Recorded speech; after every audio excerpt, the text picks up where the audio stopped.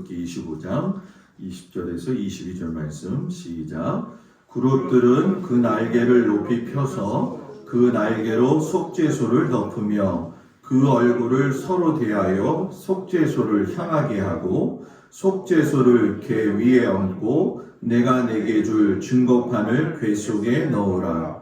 거기서 내가 너와 만나고 속죄소 위 곧 증거궤 위에 있는 두 그룹 사이에서 내가 이스라엘 자손을 위하여 내게 명령할 모든 일을 내게 이르리라. 아멘. 기도합니다. 하나님, 오늘 저녁부터 매 주일 저녁에는 이제 성막을 통해서 하나님을 만나고자 합니다. 주께서 친히 보여주시고 또 만들어 주셨던 이 성막을 통하여서 우리 주 예수 그리스도를 만나가는 귀한 만남의 시간이 되어지도록 인도하여 주옵소서. 예수님의 이름으로 기도드렸습니다. 아멘. 할렐루야. 아멘. 자, 저를 좀 보시죠. 날씨가 많이 추워진다고 하는데 무엇보다도 건강관리 잘 하시길 축복합니다. 제가 와가지고 시스템을 잘 몰라가지고 이쪽에 와서 이제 컴퓨터를 가지고 제가 봐야 되는데 해봤더니 잔상이 나오더라고요. 그래서 그냥 저 뒤에다 놓고 제가 이렇게 원격으로 하면서 할 텐데 제가 잘 보이지 않아가지고 순서에 매끄럽지 않아도 조금 이해를 해주시기 바랍니다. 아마 여러분들이 성막이라는 이야기를 한 번씩은 다 들어봤을 겁니다. 몇 년 전만 해도 감리교 우리 교단에서 여름성경학교 교재를 성막으로 삼아가지고 한번 이야기를 나눈 적이 있죠. 성막 그러면 이제 우리가 태브네클이라고 이야기를 하는데 이제 막연하게 생각할 적에 출애굽기에 나오는 하나님께서 만드신 어떤 모형이다 이렇게 생각을 할 때가 있습니다. 그런데 오늘은 첫 번째 개요 시간을 여러분들하고 나누면서 성막이 시대적 상황 속에서 어떤 의미를 가지고 있는가에 대해서 같이 이야기를 나누려고 해요. 그리고 무엇보다도 생각할 수 있어야 될 것이 무엇이냐면 성막을 이야기할 적에 꼭 논할 수밖에 없는 것이 무엇이냐면 유대인들 곧 이스라엘 사람들이에요. 우리가 간혹가다 신앙의 생활을 할 적에 의문을 많이 가질 때가 있습니다. 왜 우리가 이스라엘을 공부해야 되고 유대인들에 대해서 알아야 되느냐라고 이야기를 하지만 실상 예수님께서 하나님의 아들로서 이 땅에 오실 적에 유대인의 혈통에서 나셨어요. 아주 작고 작은 그러한 혈통이지만 하나님께서 이 유대인들을 통해 가지고서는 세상의 모든 시간표를 맞추어 놓았습니다. 그래서 제가 이렇게 나가가지고 하나님 말씀을 전할 적에 이스라엘은 하나님의 눈동자다 이렇게 이야기를 해요. 하나님이 지켜보고 계시다는 거죠. 그래서 우리가 하나님이 기회를 주셔가지고 저하고 여러분이 이렇게 성막을 공부할 수 있다는 것에 대해서 감사할 수 있기를 바랍니다. 성막을 보게 되면 그 구조나 이런 것들은 앞으로 자세하게 다룰 거예요. 오늘은 성경에서 이야기하고 있는 성막이 가지고 있는 의미, 그러니까 예수님의 생명의 계획표를 우리가 공부를 하고 다음 주에는 이제 성막을 알려고 하면은 유대인의 관점에서 용어 정리를 좀 해야 될 필요가 있어요. 그래서 좀 생소한 단어들을 다음 주에는 여러분들하고 이야기를 나누면서 성막의 첫 번째 문에 대해서 이야기를 할 것이고 그 다음 주에는 번제단에 대한 이야기를 할 겁니다. 그리고 나아가서 물두멍 그리고 성소 안에 있는 등대하고 떡상하고 분향단 그리고 법궤까지 해가지고 여러분들한테 상세하게 말씀을 전하려고 합니다. 오늘 말씀을 보게 되면 성경에 나타나 있는 하나님의 그 생명의 구원에 대한 계획을 먼저 이야기를 좀 하려고 해요. 그 중에 이제 하나가 무엇이냐면은 시대적으로 우리가 조금씩 살펴보아야 될 필요가 있는데, 자, 하나님께서 사람을 창조하시고 나서 하나님과의 관계를 맺기 위해서 유일하게도 하나님의 형상으로 만든 것이 우리들이에요.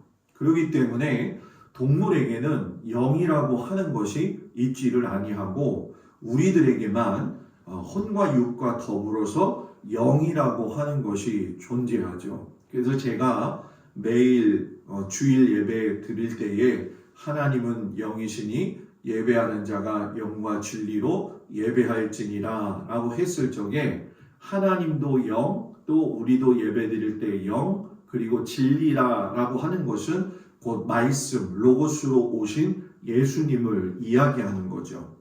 하나님께서 우리를 갖다가 유일하게 만들어 주셨는데 그 유일한 관계를 유지할 수 있는 것이 무엇이냐면 바로 예배입니다. 이 예배의 모습은 우리가 구약시대 때부터 보게 되면 잘 아시다시피 여러 가지 예배의 형태로 나타나게 되죠. 그래서 오늘 제가 처음 시간에 여러분하고 나눌 하나님의 생명의 계획도에서 같이 다루어야 될 것은 처음이 무성전 시대에서 시작이 되어졌다라고 하는 것을 먼저 깨달아야 돼요. 우리가 천지 창조를 하나님께서 이루어 가실 때 보게 되면 하나님의 영이 모든 수면 위에 운행하셨다 이런 얘기를 해요. 공간적 개념이 없는 거죠. 흔히 이제 우리가 이야기를 할 적에 하나님의 시간 개념과 사람의 시간 개념은 다릅니다. 사람은 하루 24시간 안에서 제한을 받고 살지만 하나님에게는 24시간이라고 하는 것이 여러분 뭐예요? 존재하지 않는다는 거죠. 그래서 주님께는 하루가 뭐예요?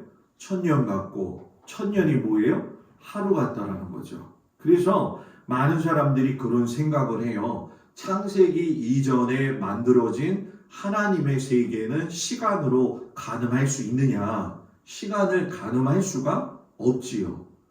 창조론을 이야기하는 사람들은 이 부분에 대해서 이의를 제기하지 않아요. 그런데 진화론을 이야기하는 사람들에게는 대단히 이 부분에 대해서 민감한 것이 현실적인 이야기입니다. 이 에덴 동산 들어가기 이전의 무성전 시대 때에는 하나님의 존재가 공간이라고 하는 개념이 없었다는 거예요.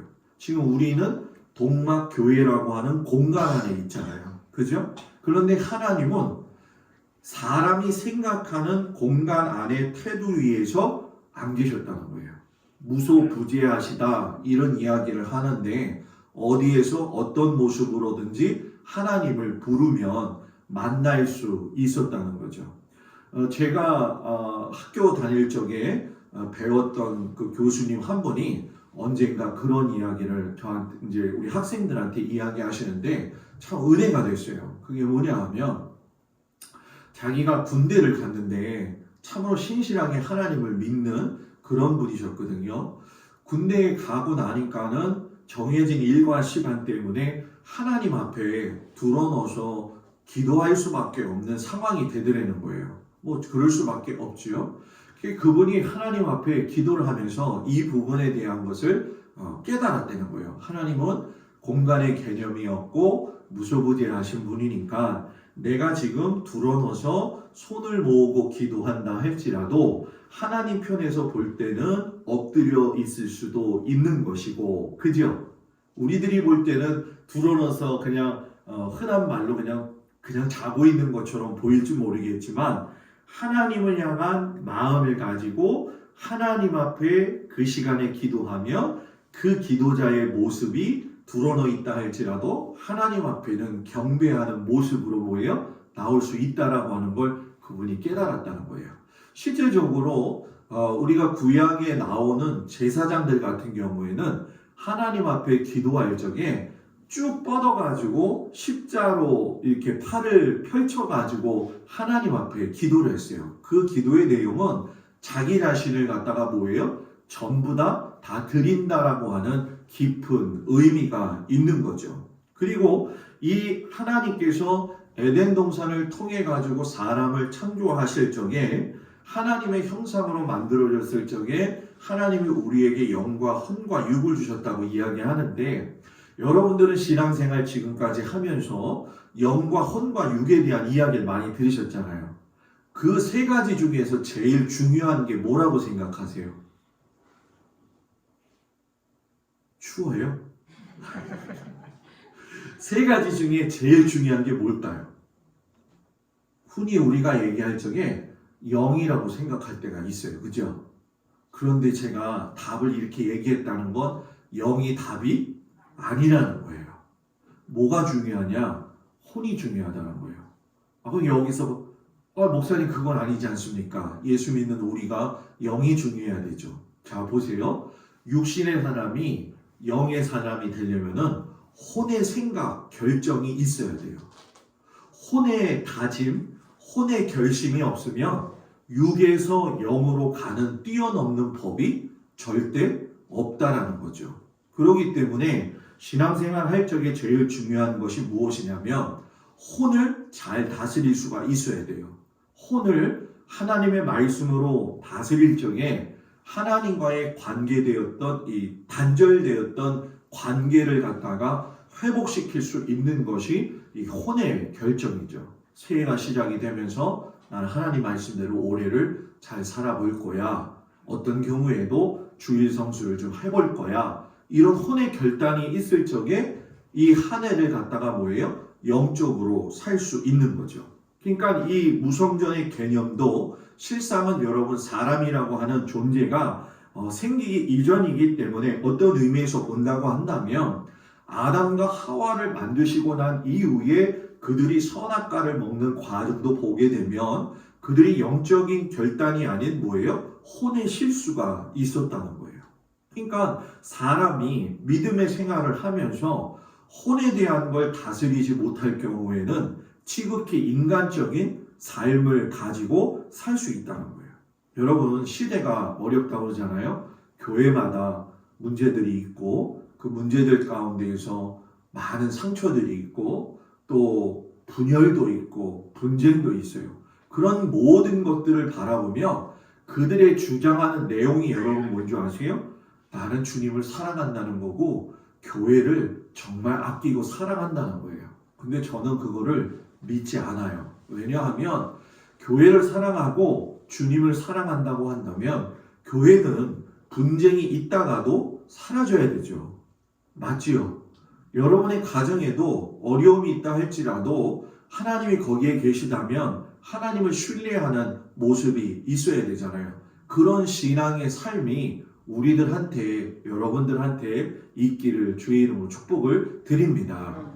이 아담이 죄 짓고 난 이후에 여러분 그 다음 이제 우리 사진을 보시면 아시겠지만 에덴 동산의 모습이죠. 에덴 동산의 모습은 우리가 그 장소에 대해서 어떤 부분이냐라고 이야기하기보다는 하나님이 특별히 만들어 놓으신 공간이다라고 생각하면 될 것 같아요. 그리고 그 공간 안에서 하나님과 깊은 교제를 나눌 수 있도록 만들어 놓으신 것이 바로 에덴 동산이죠. 그런데 이 에덴 동산이 결국은 아담의 죄로 인해 가지고 관계 단절이 되어지고 쫓겨나는 그런 삶을 살게 되었어요. 그리고 나서 우리가 어떻게 되느냐 하면 이 선악과에 대한 부분을 갖다가 좀 이야기해야 되는데, 성막도 그렇고 선악과도 그렇고 성전도 그렇고 공통된 것이 있어요. 그것이 무엇이냐면 에덴 동산의 정 한가운데에 선악과가 있었다는 거예요. 성막도 이스라엘의 12지파 가운데에 있었어요. 성전도 이스라엘의 가장 중요한 예루살렘 한가운데 있었어요. 그러면 여러분 이게 무슨 이야기일까요? 목사님, 한가운데 있는 게 우리하고 무슨 상관일까요? 있지요. 한가운데 있다라는 얘기는 내가 어느 곳에 어떤 위치에 있다 할지라도 무조건 보인다는 거예요. 이스라엘 백성들이 성막을 중심으로 해서 12지파를 이루고 있을 적에 하나님께서 성막을 가운데 세우신 것은 이스라엘 백성들로 하여금 장막에서 나오면 누가 제일 먼저 보이게? 성막이 제일 먼저 보이게. 이는 뭐예요? 하나님 중심의 신앙생활을 해야 된다는 거죠. 그리고 나서 이제 에덴 동산에서 죄를 짓고 난 이후에 하나님께서 여러분 뭐예요? 가죽옷 시대를 열어주셔요. 우리가 잘 아는 것처럼 하나님께서 선악과에 대한 질책을 하시죠. 그때 하나님이 이 뱀과 하와에게 저주를 내리시고 나서 그냥 내어 쫓으신 것이 아니라 사람의 죄에 지은 것을 부끄러움을 가리우셨다는 거예요. 그런데 그 가리운 것이 여러분 뭐예요? 가죽옷이었다는 거예요. 자, 만약에 나무 잎사귀로 옷을 만들어 가지고 하나님이 입히셨다. 그러면 어떻게 됐을까요? 입이 다 말라 비틀어졌겠죠. 그러면 뭐예요? 부끄러움이 드러난다는 거예요. 그런데 하나님이 가죽옷을 지으셨다. 가죽옷을 만드셨다 그러면 가죽을 입고 입는 짐승이 있었을 거 아니에요. 그죠? 그 짐승이 죽음으로 인해서 가죽이 나왔기 때문에 아담과 하와의 허물을 갖다가 뭐예요? 가리웠다는 거예요. 여기서 정말 중요한 거, 앞으로도 성막의 말씀을 할 때 제가 여러분들한테 누차 강조를 하겠지만 따라서 해볼까요? 누군가 죽어야 누군가 산다. 무슨 얘기인지 아시겠죠?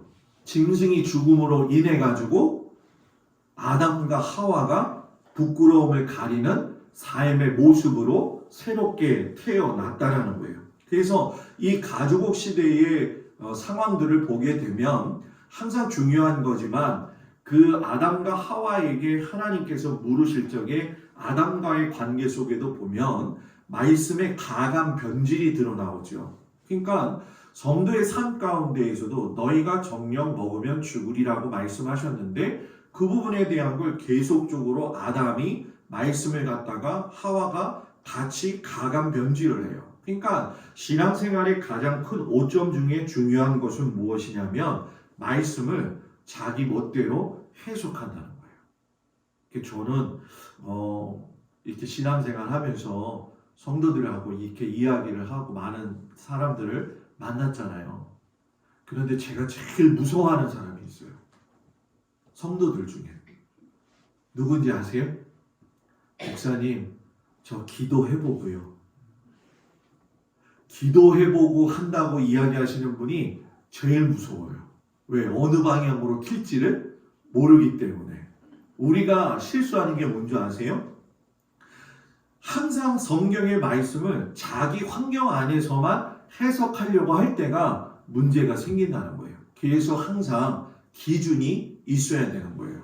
그래서 이 마지막 시대 때에는 여러분 정말 중요한 게 있는데 여러분들을 잘 가르칠 수 있는 목사가 있어야 되고 또 여러분들과 좋은 관계를 맺으면서 갈 수 있는 목사가 있어야 됩니다. 제가 별로 좋지 않아요? 좋은 만남이 있어야 된다는 거예요. 그죠? 여러분 말씀 시대 때에는 목사님을 잘 만나야 돼요. 그리고 목사님도 중요한 게 있어요. 양을 잘 만나야 돼요. 양하고 비교되는 게 짐승 중에 뭐가 있죠? 염소가 있어요. 그죠? 양하고 염소의 차이는 양은 순수하죠. 염소는 여러분 들이받습니다. 이 들이받는 것이 그냥 보통 들이받는 것이 아니라 제가 염소한테 한번 그 먹이를 주다가 저도 한번 바친 적이 있어요. 이 굉장히 싸나운 게 염소거든요. 실상 잘 배우면 양이 되어지고 잘 못 배우면 염소가 되어지는데 제가 목회하면서 결론 내린 건 뭐냐? 양을 만드느냐 염소를 만드느냐는 것은 누구 손에 달려있다? 결국은 목사가 하나님 앞에 어떻게 서 있느냐가 중요하다는 거예요. 그래서 여러분들한테 부탁을 드리는데 항상 기도 많이 하시겠지만 저를 위해서 기도 많이 할 수 있기를 축복합니다. 그래서 우리가 보게 되면 아담과 하와가 선악과 따먹는 모습이죠. 그 다음에 돌단 시대예요. 자, 하나님께서 생명의 구원의 관계를 쭉 이끌고 나가시는데 선악과 먹고 죄 지은 사람들을 구원하시기 위해서 짐승을 죽이셔서 가죽옷을 입히셨다. 그리고 하나님과의 만남을 열어주시는데 가인과 아벨의 제사 때에도 보게 되면 돌단이 세워져요. 그리고 아브라함이 언약을 맺을 적에도 하나님하고 짐승들을 쪼개어 놓으면 하나님께서 그 사이로 지나갈 적에도 돌단이고 이삭을 바칠 때에도 여러분 뭐예요? 돌단이었고 그리고 야곱이 베델에서 하나님을 만나서 꿈을 꿨을 적에 돌베개 베고 잤던 걸 단으로 만들어 가지고 뭐예요? 다시금 세우죠. 그리고 모세가 시내산 앞에 갔을 적에도 결국은 이제 산의 모습을 이제 보시게 되겠지만 하나님과의 이 완전히 바위 덩어리 있는 곳에서 관계를 맺어 나가셔요. 그래서 우리가 어떤 의미에서 보면 지금 가인과 아벨의 제사를 드리는 건데 이 돌단의 예배가 시작이 되어지면서 제일 어려웠던 점이 뭐냐면 여러분 하나님이 아담과 하와를 에덴 동산에서 쫓겨나게 하셨을 적에 아담과 하와는 자기들이 그래도 다시금 에덴 동산으로 돌아갈 것이라고 하는 희망이 있었어요. 그게 누구냐 하면 자기 자녀들을 통한 희망이었죠. 그런데 인류 역사상 제일 첫 번째 살인이 믿어왔던 자녀들 그리고 그것도 어느 시간에 예배 시간에 예배 드리다가 사건이 일어나게 됐다는 거예요. 그래서 예배는 하나님이 빠지실 경우에는 오히려 사람을 죽일 수도 있는 것이 여러분 뭡니까? 예배의 태도가 되어지고 행위가 되어질 수 있다라는 얘기죠. 그리고 아브라함이 지금 누구를 갖다가 바치고 있어요? 이삭을 바치고 있죠. 이것도 돌단을 이용해서 하시고 야곱이 돌베개 베고 잤던 그 돌을 갖다가 단으로 만들었죠. 그 다음에 이제 시대가 바로 성막 시대로 들어가요. 이 성막 시대로 들어가게 되면 출애굽 사건을 통해서 하나님의 구원의 계획이 이루어지지 않습니까? 근데 이 출애굽을 하게 될 때 보면 10가지의 재앙이 나타나게 돼요. 이 10가지의 재앙은 단순한 재앙이 아니라 당시에 전 세계를 휘어잡고 있는 것이 이집트였기 때문에 이집트의 모든 신들을 갖다가 다스리시고 정복하시는 하나님의 모습을 담겨주고 있는 것이 이 출애굽 사건이에요. 그래서 마지막 사건에 보게 되면 장자의 사건이 일어나잖아요. 장자를 갖다가 죽이시고 이스라엘 백성들의 장자들은 살리는 일을 하셔요.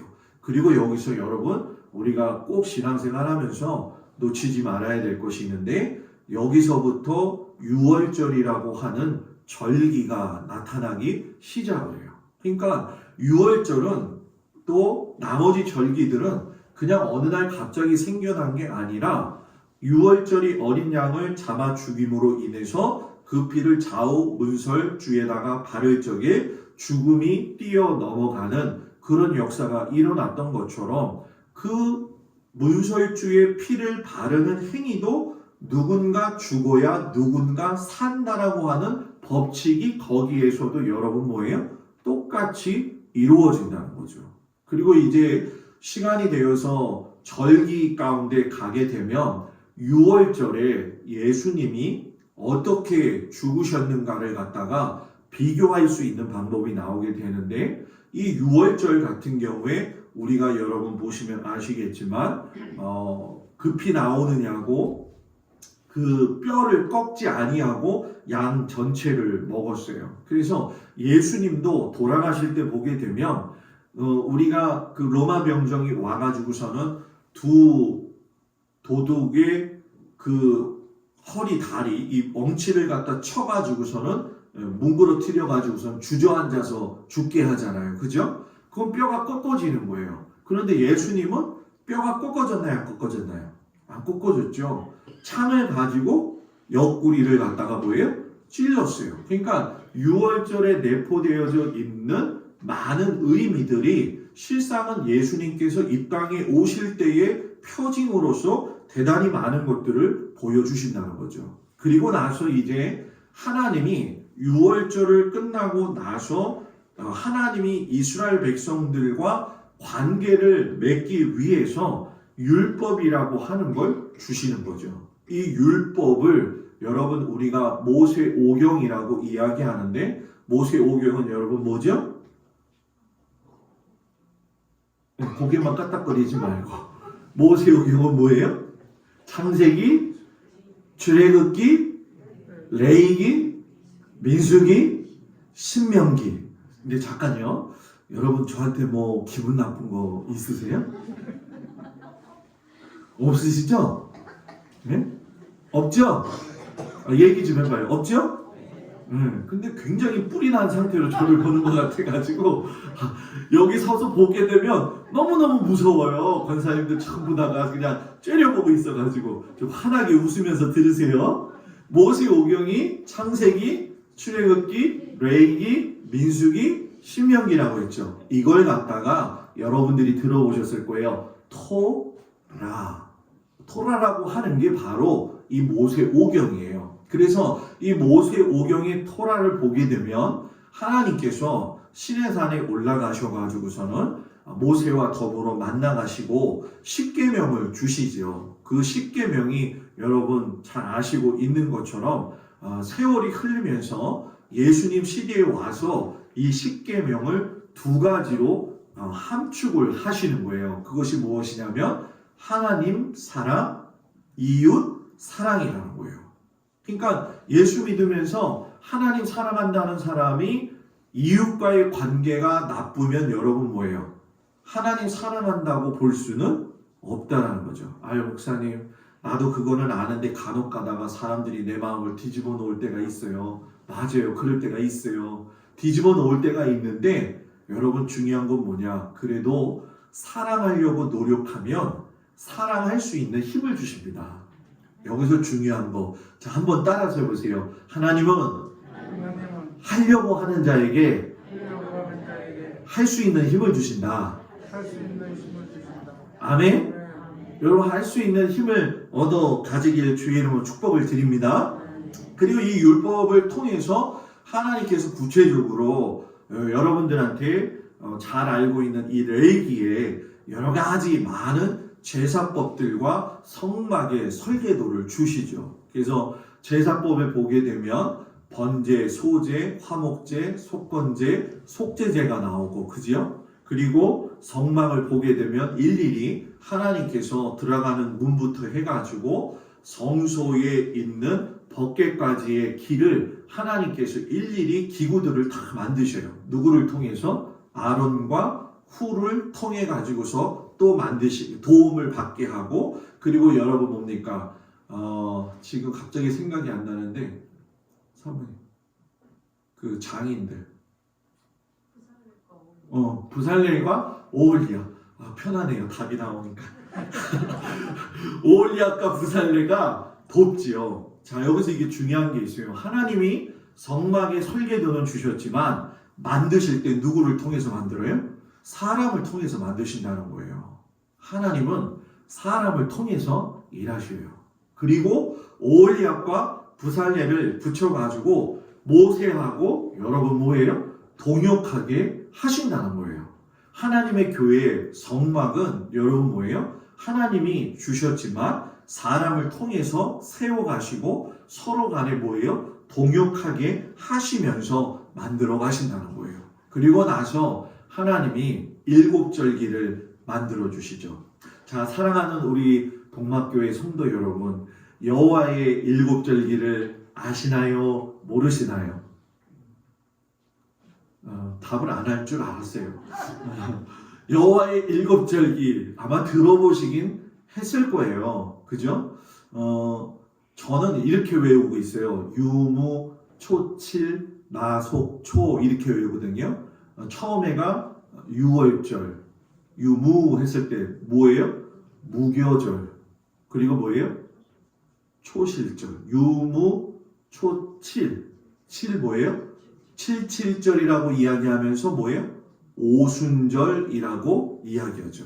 그리고 나팔절, 그리고 대속제일, 그리고 장막절이라고 이야기하는 이 7가지의 절기를 하나님께서 주셔요. 그런데 나중에 이제 성막을 같이 공부하다 보면 모든 성도님들이 깜짝 놀라게 되겠지만 하나님께서는 이 7절기를 갖다가 하나님이 창조하실 때부터 만드셨어요.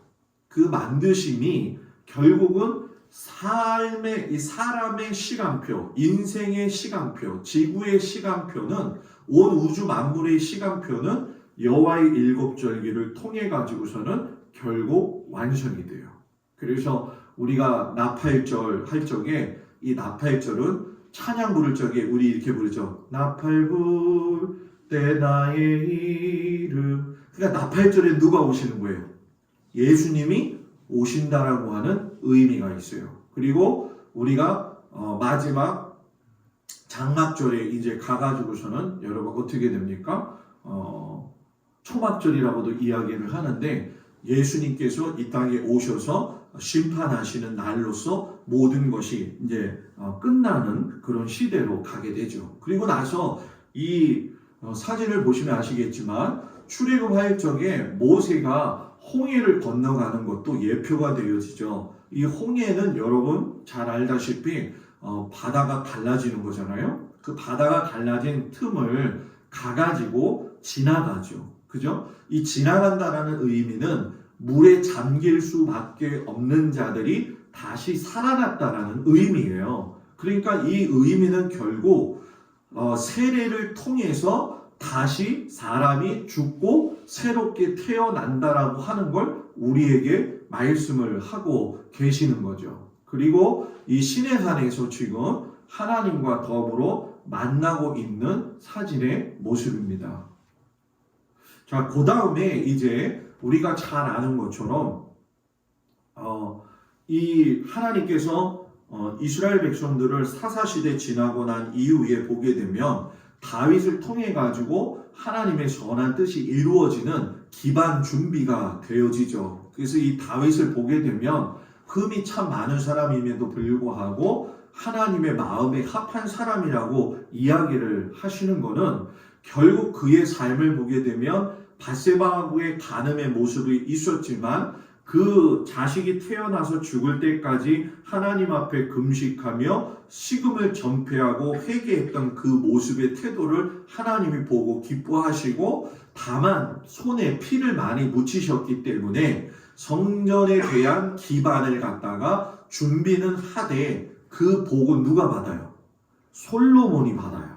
여기서 우리에게 가르쳐주는 중요한 교훈은 뭐냐? 부모의 신앙적 삶은 그 축복이 누구에게로 내려가느냐? 자녀들에게 그대로 전수되어진다는 거예요. 여러분들이 신앙생활을 함에 있어서 꼭 잊지 말아야 될 아주 중요한 이유죠. 근데 이 다윗을 보게 되면 이 다윗 시대 때 보게 되면 이 다윗이 하나님의 법궤를 가지고 옮겨 다니는 모습이 보이죠. 그래서 이 법궤를 손 잡았던 누가 죽었어요? 웃사가 죽는 사건이 일어났었어요. 이 얘기는 무슨 얘기냐면 당시에 성막이 있었느냐 없었느냐 그런 문제보다는 성막이 따로 존재하고 있고 법궤도 따로 존재하고 있었다라고 하는 걸 알 수가 있죠. 우리 출애굽기 시대 때의 모세 시대 때에는 성막 안에 지성소에 법궤가 있었어요. 그런데 그 법궤를 대속제일 날만 볼 수 있어요. 대제사장들도 마찬가지로. 그런데 이것이 다윗 시대 때에는 이리저리로 옮겨 다니는 모습이 보여요. 그 이전에 보게 되면 사사 시대 때에도 여러분이 잘 알고 있는 그 사건이 있죠. 바로 사무엘을 이렇게 안수해 줬던 엘리 제사장이 자녀들이 전쟁터에 나갔을 적에 이 법궤를 가지고 나갔다가 어떻게 돼요? 빼앗기고 전부 다 죽는 그런 문제들이 일어났던 걸 기억을 하실 거예요. 하여튼 다윗의 선전을 통해 가지고 하나님께서 솔로몬을 축복하셨는데 솔로몬이 대단한 사람이죠. 지혜롭기는 이루 말할 수 없을 정도고 이 지혜로움이 근데 과해가지고 결국은 그 지혜를 나중에 다른 곳에다 쓰게 되어지니까 성전이 세워졌음에도 불구하고 결국은 두 아들이 그 아들 르호보암에 의해 가지고선 나라가 분열이 되어지고 결국 성전 시대가 오늘 아침 말씀도 그렇지만 이사야 또는 예레미야 또 이런 시대 때에 징계를 받음으로 인해 가지고 아수르에 의해서 무너지고 바벨론에 의해서 나라가 완전히 멸망되어지는 거죠. 그리고 나서 그 멸망되어져 가지고 성전이 무너진 것을 슬퍼하고 있을 적에 우리가 잘 알고 있는 학사 에스라하고 수룹바벨 이런 사람들을 통해 가지고 하나님께서 수룹바벨 성전을 세우신 거죠. 그런데 수룹바벨 성전을 당시의 이스라엘 백성들은 기뻐하지 않았어요. 물론 젊은 사람들은 기뻐했지만 나이 든 사람들은 솔로몬의 성전의 영화가 얼마나 큰지를 보았기 때문에 그래서 왜 그들이 그 정도로 놀랬을까 하냐면 여러분 특징이 있습니다. 성막은 땅바닥에다가 짓는데 성전은 금바닥에다가 지어요. 그냥 고개만 까딱까딱거리는데 여러분들 돈이 많은가 봐요. 그죠? 저는 놀래야 할 때 놀래지 않으면 제가 더 놀래요. 네? 성전이 금바닥에 지었다니까요. 그래도 안 놀래요? 금바닥에 지었다는 얘기는 모든 식양들을 다 금으로 만들었다는 거예요. 근데 그거를 갖다가 전부 다 빼앗기게 되잖아요. 하나님이 없는 백성, 비참한 최후를 맞이한다는 걸 보여주게 되죠. 그리고 나서 이제 첫 번째가 솔로몬 성전이었고 수룹바벨 성전은 성전이라고 이야기하지 않는다고 그랬죠. 그러면 두 번째 성전이 바로 누구냐? 어느 때 시대에 나타나느냐? 예수님 시대에 나타났던 성전. 누구 성전? 헤롯 성전이에요. 헤롯이 만든 성전이죠. 그래서 제가 이렇게 보면 지금 한 사람이 거의 옷을 벗고 춤을 추고 있죠. 누구일까요? 다윗이죠. 다윗이 춤을 추면서 하나님의 법궤가 들어오는 것을 기뻐하는 모습이에요. 자, 이 모습이 바로 솔로몬 성전의 모습이에요. 그래서 솔로몬 성전을 보게 되면 여러분들 그 하나님께서 세우신 기둥 해가지고 보아스와 야긴 기둥 들어보셨죠? 이 보아스와 야긴 기둥이 바로 요거를 이야기하는 거예요. 들어갈 때의 문이에요. 그래서 우리가 찬송 가운데 보게 되면 문들아 머리 들어라 영광의 왕이 들어가신다 이 찬양 있죠. 그게 니카놀 문이라고 이야기를 해요. 오늘 좀 저녁에 너무 어렵죠, 그죠? 근데 쉽게 풀려고 노력은 하고 있어요. 이 보아스와 야긴 문 앞에 있는 게 니카놀 문이에요.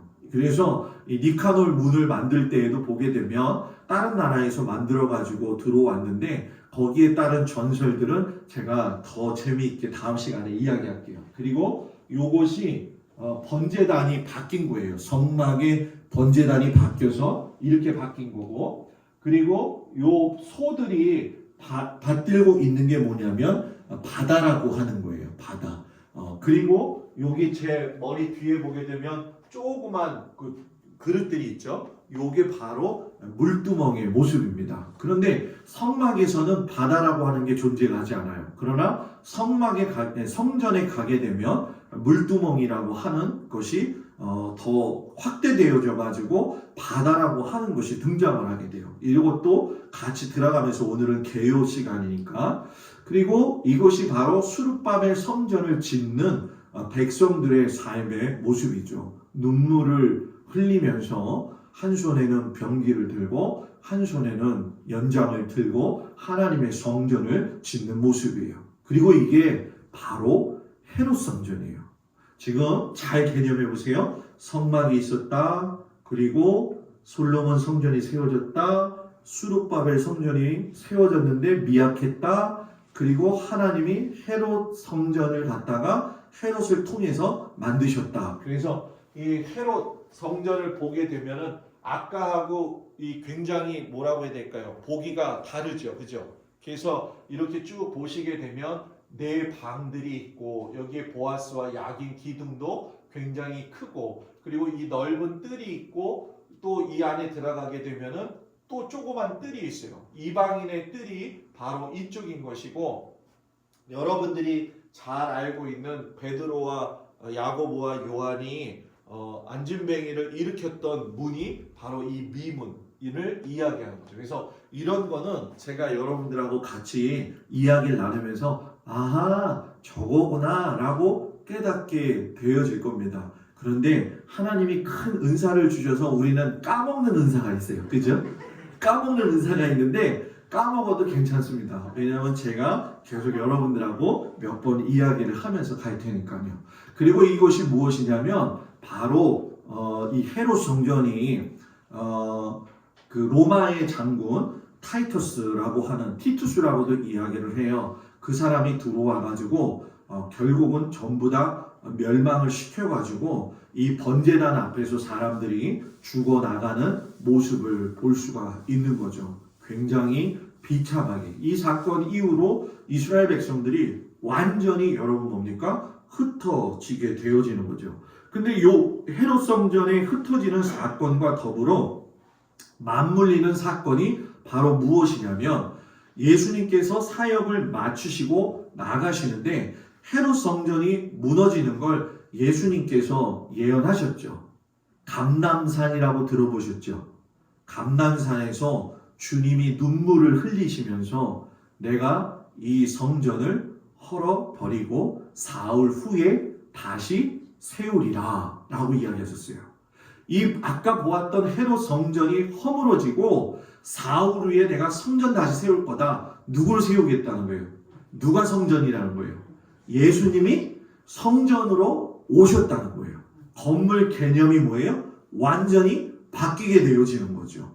그리고 목사님, 예수님이 성전 되셨으니까 성막은 필요 없는 거 아닙니까? 아니죠. 성막은 예수님을 만날 수 있는 모든 예표가 다 되어져 있다라고 하는 거예요. 그래서 친히 성전이 되어서 예수님이 오셨고 예수님이 십자가에 달려 죽으심으로 인해 가지고 이 하나님의 일곱 절기와 제사법이 다 실현이 되어지고 또 예수님이 예언하시고 유언하실 때 내가 조금 있으면 하면서 누구를 약속하셨어요?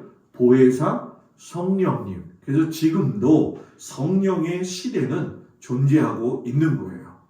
시대가 요즘 우리가 신앙생활 할 수 없도록 자꾸 어렵게 만들어 간다는 건 마지막 때가 가까워졌다라고 하는 것을 알게 되죠. 그래서 오순절의 사건을 이야기할 적에 제일 우리가 확연하게 생각할 수 있는 것이 성령 세례잖아요. 그죠? 예수님이 물세를 받고 나신 이후에 성령 세례로 바꾸어 가시는 역사가 일어나게 돼요. 그래서 우리가 물세를 받은 거 정말 중요하지만 무슨 세례 받아야 된다? 성령 세례 받아야 된다. 성령 세례는 한 번 받는다. 그런데 성령 충만은 뭐예요? 늘 충만해야 된다는 거예요.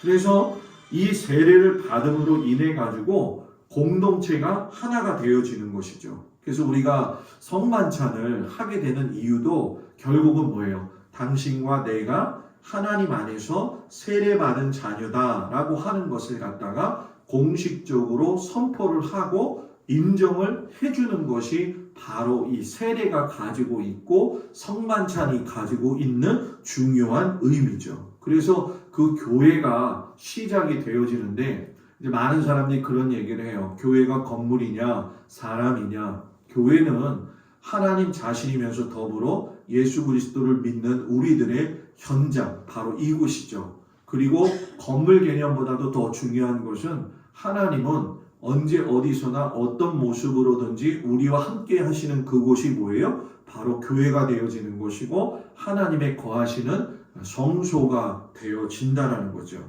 그리고 나서 이제 우리 사진을 보게 되면 이게 잘 보이나요? 선생님들? 요것이 예루살렘의 성모 마리아가 탄생했다라고 하는 기념교회예요. 그런데 여기 밑에 보게 되면 요 동그래 가지고 있는 요 건물이 바로 마가의 다락방이에요. 120명이 성령 받은 곳이에요. 이곳이에요. 이곳 안에 들어가게 되면 요런 조그만 장소가 나와요. 여기가 바로 120명이 기도하다가 성령 받은 마가의 다락방이 되어집니다. 그리고 위에서 보게 되면 아까 우리가 성전 그림이 있었죠? 성전 그림이 있을 적에 요 부분이 성전이 있던 자리고, 여기에 보면 여러분들이 들어보셨던 통곡의 벽 있죠?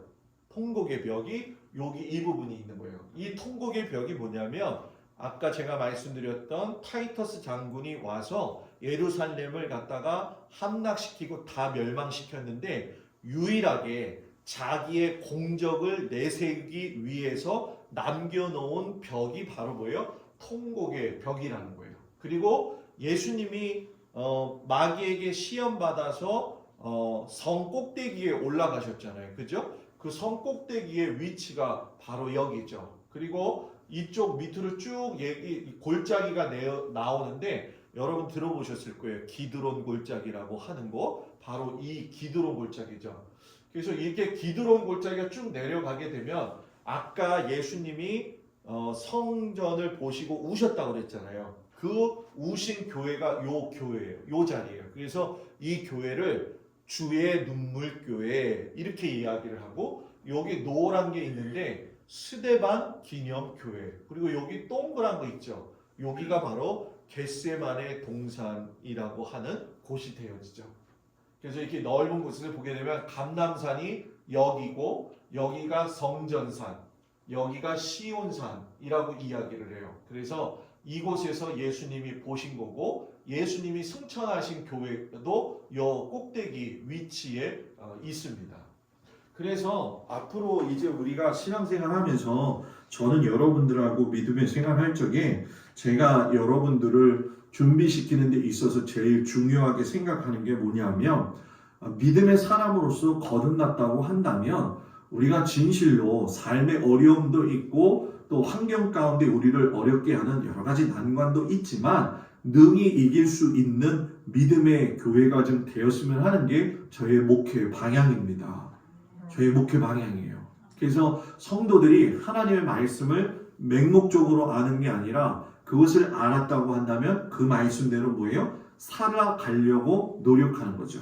그래서 우리가 한 번쯤 생각해야 되는 문제인데, 이 구원의 확신에 대한 문제인데 이거 가지고 지금 신학적인 논쟁은 굉장히 많아요. 한 번 구원받은 것이 영원한 구원이냐. 왜냐하면 우리가 교회를 이제 열심히 다니다가 낙심을 하고 안 나오는 경우도 있잖아요. 이거는 뭐 신학적인 문제니까 우리가 다룰 문제는 아니지만, 정말 중요한 건 내가 구원받은 것을 갖다가 뭐예요? 익히 계속적으로 누릴 수 있는 은혜가 있어야 된다는 거죠. 그리고 마지막 시대 때에는 결국 7년 대환난이 온다. 이 7년 대환난에는 여러 가지 얘기들이 많아요. 뭐 7년 대환난 후 3년 반 지나서 적그리스도가 등장하냐, 뭐 여러 가지 이야기가 많아요. 그런데 중요한 건 뭐냐면 7년 대환난에는 일어나기 위한 여러 가지 여건과 조건들이 있습니다. 그 여건과 조건들이 뭐냐면 현대 미디어가 발전되어지고 시대가 발전되어지면서,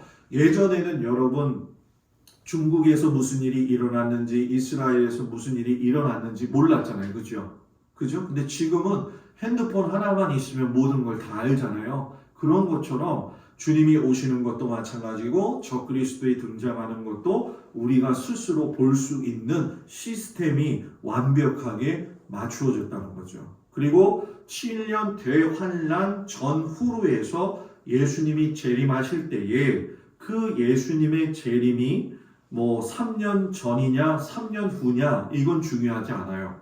그런데 정말 중요한 건 뭐냐? 아까 절기 때 제가 말씀드린 것처럼 여호와의 절기 가운데 나팔절 때 예수님이 뭐예요? 오신다고 했잖아요. 우리가 쓰는 달력이 있는 것처럼 유대인들도 쓰는 달력이 있을까요? 없을까요? 있겠지요. 그래서 그들은 예수님이 언제 오시느냐? 그의 나팔절이 올 것이다 라고 하는 믿음을 가지고 있어요. 그리고 나서 이제 천년 왕국이 이루어지고 새 예루살렘 성이 내려오면서 만국 모든 백성들이 하나님 앞에서 백보자 심판을 받는 그런 이제 파노라마로 하나님의 시간 계획표가 흘러간다라고 하는 걸 기억을 하시고, 성막에서 하나님께서 주시는 키포인트는 성막을 통해 가지고 문으로 들어가고 번제단을 통과하고 물두멍을 통과하고 성소의 세 가지를 통과하고 지성소의 법궤를 가는 것이 결국은 누구를 만나는 거냐? 하나님을 만나러 간다는 거예요.